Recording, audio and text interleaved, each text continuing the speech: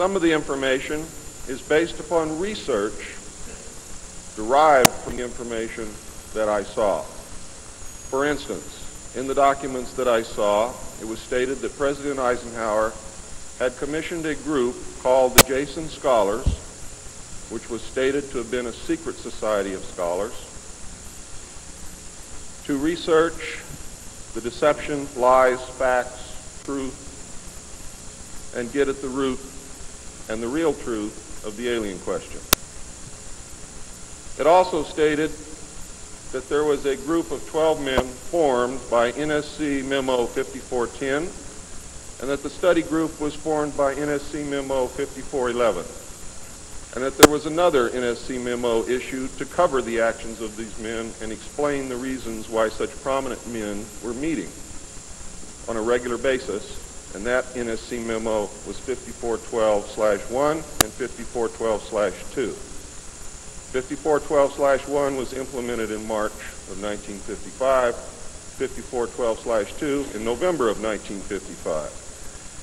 Anyone who knows how correspondence, executive orders, and executive memos are written knows that you do not write a memo 5412 in March and then in November tack a second part onto it.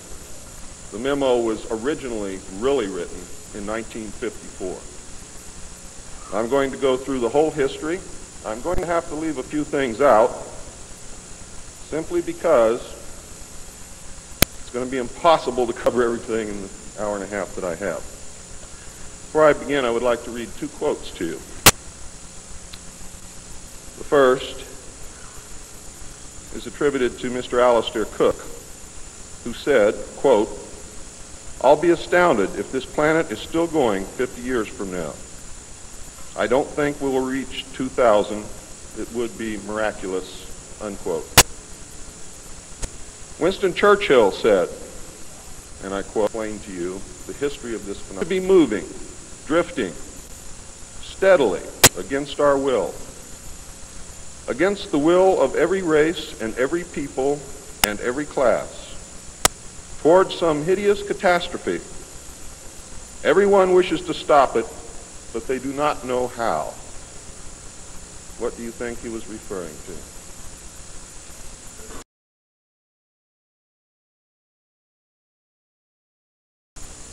Now, ladies and gentlemen, during this talk that I'm going to give you, I'm going to explain to you the history of this phenomenon, who the secret government really is, and I will name them by name, beginning group, the study group. I will tell you who they are today. I'm going to tell you what this is all about. I'm going to tell you who's selling drugs to your children, and I'm going to tell you why the United States government is afraid for you to find out what the truth is regarding UFOs.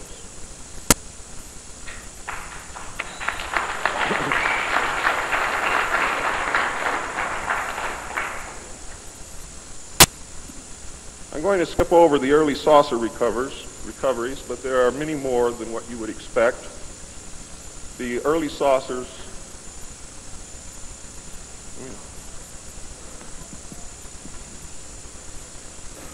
Is this any better? There were many more saucer crashes and downed craft than what you have realized. There were many more alien bodies recovered, and there were more live aliens recovered than what you are aware of. But that's not important. The important thing is that they occurred, not how many and not where. The important thing is that they occurred. And those of you who want to argue over how many and where and how many bodies are wasting the time of everyone else, because that's not important.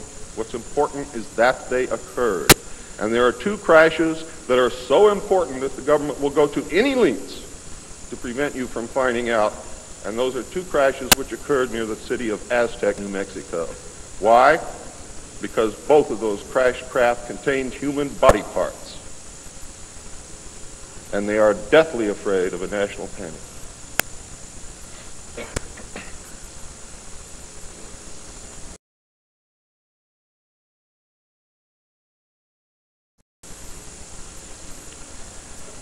The CIA now controls all the world's illegal drug markets. The official space program was boosted by President Kennedy in his inaugural address when he mandated that the United States put a man on the moon before the end of the decade. Although innocent in its conception, this mandate enabled those in charge to funnel vast amounts of money into black projects and conceal the real space program from the American people. A similar program in the Soviet Union served the same purpose. In fact, a joint alien United States and Soviet Union base already existed on the moon at the very moment Kennedy spoke the words. On May 22, 1962, a space probe landed on Mars and confirmed the existence of an environment which could support life. Not long afterward, the construction of a colony on the planet Mars began in earnest. Today, there is a colony which exists on the planet Mars. It is a United States-Russian alien facility.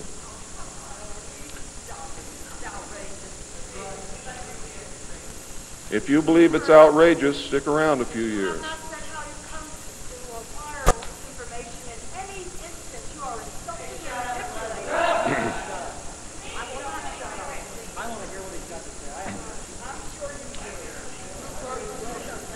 This is very disturbing information, and I don't expect anyone to believe it. I don't expect one of you to believe what I'm telling you. And I knew that when I came here. I'm not one of you. I'm not a ufologist. I'm not a researcher. I have an obligation to inform the public, and once that's done, I've done my job. From then on, it's up to you, not me.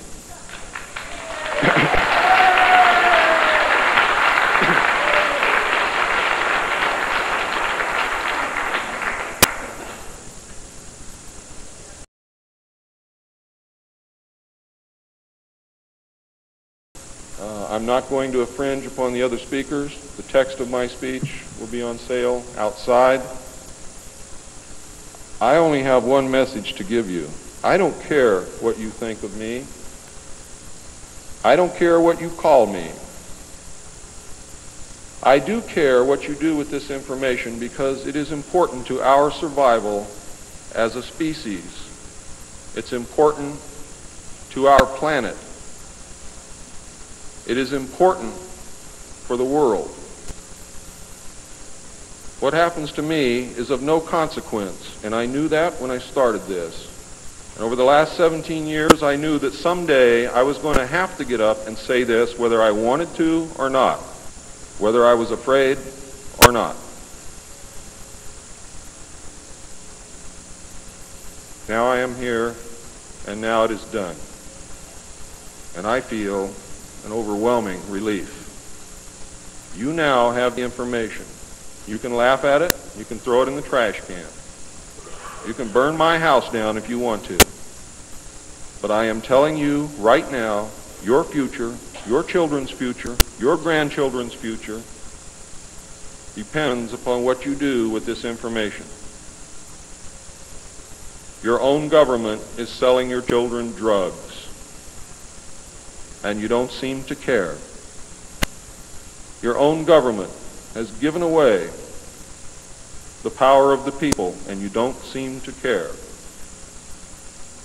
There is an apathy that is running rampant in this country that is deadly, whether or not there are aliens.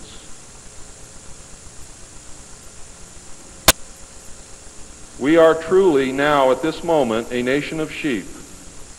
And ladies and gentlemen, I assure you that sheep are always led to the slaughter. But it does not have to be that way. There is tremendous power in knowledge. There is also tremendous power in secrecy.